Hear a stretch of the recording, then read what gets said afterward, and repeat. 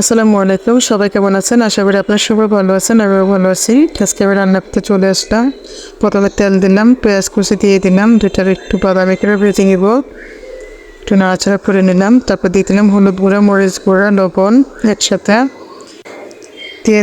দিয়ে দিব আদা রসুন বাটা, দিয়ে একটু নাড়াচাড়া করে নেব। দিয়ে তারপর পানি দিয়ে দিব, দিয়ে দিলাম পানি দিয়ে একটু নাড়াচাড়া করে নেব মশলাটা একটু কষানোর জন্য।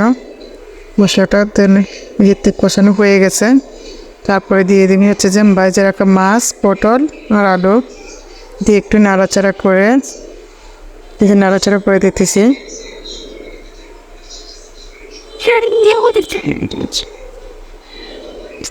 পরিমাণ মতো ঝোল পানি দিয়ে একটু নাড়াচাড়া করে দিয়ে ঢাকনা দিয়ে দিব।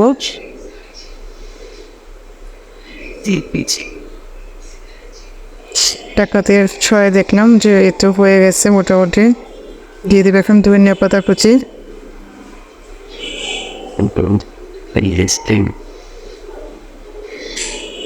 ধনিয়া পাতা কুচি দিয়ে একটু নাড়াচাড়া করে নেব।